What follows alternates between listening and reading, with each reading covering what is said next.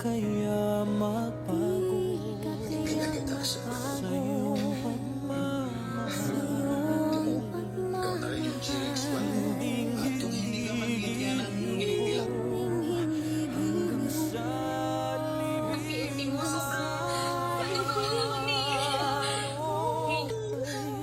sarap mabuhay, lalo na't may Once in a lifetime chance mo pa. Sobrang Vasquez. Tinutuko ni Onyo.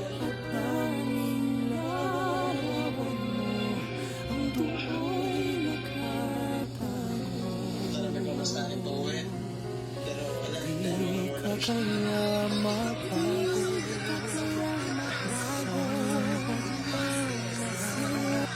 Magandang araw po sa inyo at welcome back dito sa ating pinakabagong video.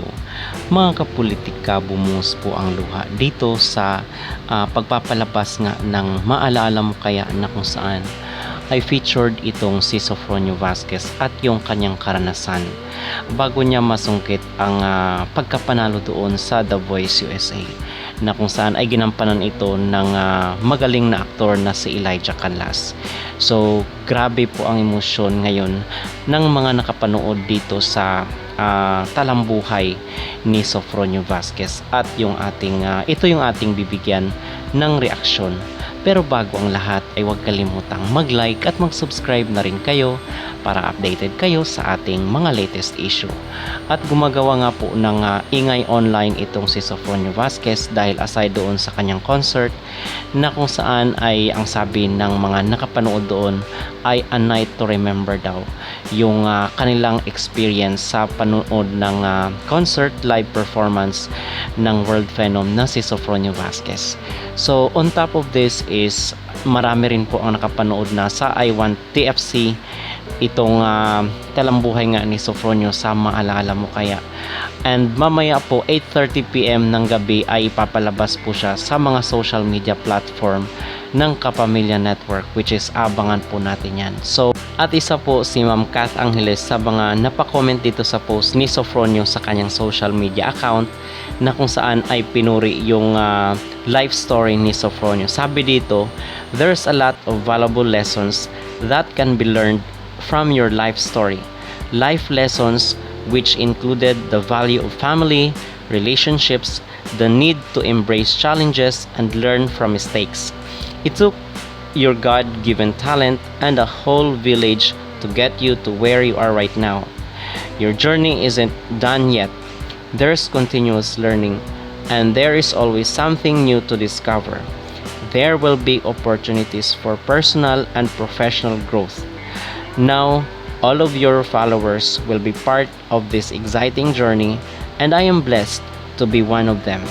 So isa po yun sa mga nakaka-touch talaga na comment dito sa post ni Sofronio Vasquez na kung saan ay hangang-hanga dito sa life story ng ating kababayan dahil sa paging rare nung kanyang istorya ng kanyang buhay, at the same time yung paging humble rin po ni Sofronio Vasquez. So narito pa ang ibang mga comment ng mga netizen at atin rin pong panunuorin yung longer version ng theme song ng MMK, which is na-play na nga natin doon sa ating mga naunang video, but this time around yung medyo mahaba-habang yung latter part na po ng MMK kasi marami na po ang nakapanood sa I Want TFC.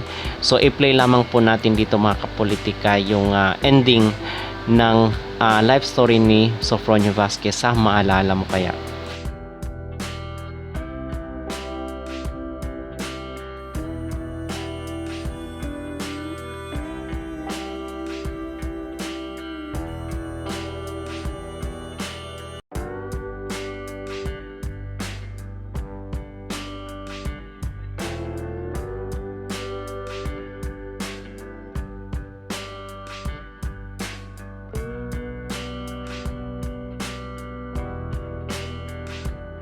At narito po ang naging reaksyon ni Elijah Canlas sa pagpapalabas ni Sofronio ng video na kung saan siya ay umiiyak doon sa kanyang life story sa MMK.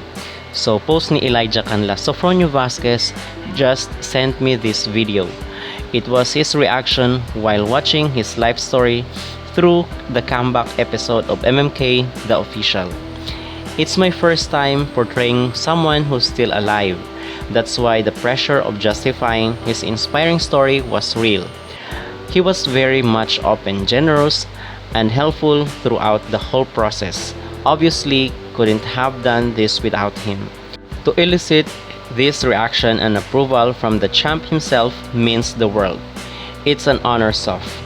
Panoorin ng live ang hashtag MMK Sofronio Vasquez story mamayang gabi 8:30 p.m.